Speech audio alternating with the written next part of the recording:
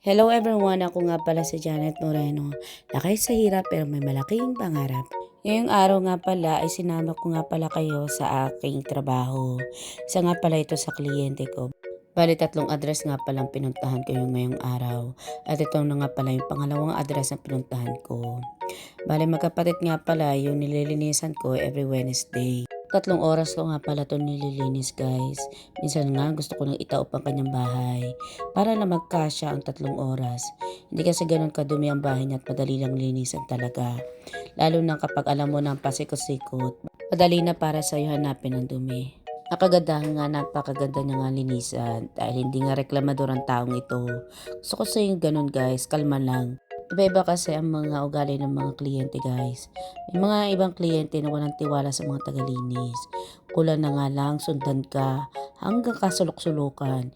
May iba talagang ganun guys, bantay sarado, akala mo naman pag nanakawan. Pag ganun ng kliyente guys, iniiwan ko na. Ayoko kasi ng ganung kliyente. Hindi ko pinaghihinayangan ng ganung kliyente guys. Okay lang na nakatingin ka, pero yung susundan mo ko, yun ang nakakaya mo talaga. Kasi hindi ka makapaglinis, makapag-concentrate sa mga ginagawa mo. Kaya ako guys, hindi ko pinanghihinayangan talaga yung mga ganung bagay.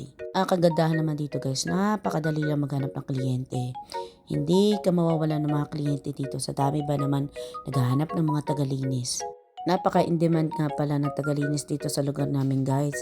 Kaya kung may kakilala nga kayo na taga rito lang din sa Vilnius, i-message nyo lamang ako at naghahanap ng extra. Ang kagandahan lang naman sa linis guys. Sa una lang naman mahirap kapag i-maintain nyo na yung mga nililinis ninyo. Sa pangalawa at pangatlo, madali na at sisiw na nga lang yan sa inyo. Nagustuhan ko nga pala ang paglilinis guys. Bukod sa malaki ang bigayan, wala ka pang stress o pakikisamahang tao. Ang bigayan nga pala dito guys ay €15 per hour. Kung 3 oras ka naglilinis guys, i-multiply mo na lang yun sa 3. Pero iba ang rate ko sa iba guys. Fix ako nagbibigay. Ako ang nagde-decide kung ilang oras at magkano ang per hour. Minsan guys, kapag ako nakikipag-usap sa mga bagong kliyente, pinupuntahan ko muna ang bahay nila. Ine-estimate ko kung ilang oras ko lilinisan ang bahay nila. Kapag sa villa ka nakatira guys, bihirang-bihira lang ang apartment. Meron din ako nililinisan na apartment. Isang kliyente lang yun. Yun yung 2 oras. Pero kapag may palapag guys, hindi ako nagbibigay ng 2 oras.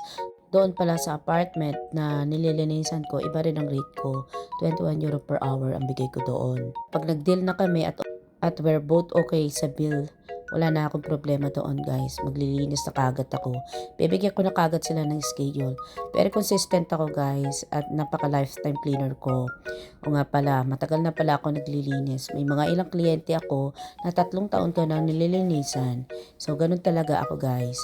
Inaalagaan ko talaga ang aking mga kliyente. Hindi lamang ang bahay nila, pati ang loob nila at tiwala sa akin.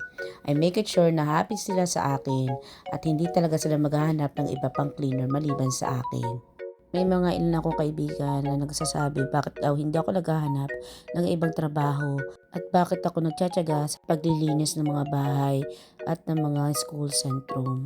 Alam nyo naman ng sagot guys, bukod sa malaki ang bigayan, pangalawa wala akong pakikisamahan, pangatlo hawak ko ang oras.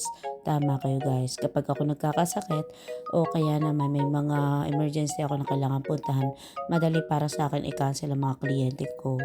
Lalo na't nanay ako at priority ko talaga ang aking anak. So alam naman ng mga kliyente ko yun guys. At una pa lang talaga sinasabi ko sa kanila na may baby ako. At may mga times na may mga emergency at nauunawaan naman nila yun. At wala naman kami nagiging problema after. Basta, kailangan mo lang talaga silang i-inform ahead of time para hindi rin sila maghihintay sa'yo. Kung tatanungin nyo naman ako kung anong mahirap para sa akin bilang tagalinis, ang kalaban ko lang naman dito guys yung weather.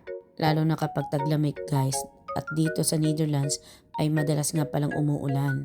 Kaya nga guys, pinupurso ko talaga na matuto ako makapag-drive ngayong taon para hindi ko na kailangan pa magbay papunta sa mga kliyente ko. Hindi naman kalayuan yung mga bahay nila sa bahay ko. Kung tutuusin, 10 minutes to 15 minutes by bike lang naman. Pero syempre, mahina ang katawan natin sa ulan, lalo na sa lamig guys. Dahil si ma'am ako, madalas, yung likod ko talaga ang madalas na sumasakit. Syempre tayong mga tagalinis guys, marami tayong inaabot sa baba. Upo, yuko, at madalas sumasakit nga ang likod ko. Kaya nga guys, 3 times a week lang nga ako naglilinis. Hindi ko masyado inaabuso yung katawan ko pagdating sa paglilinis.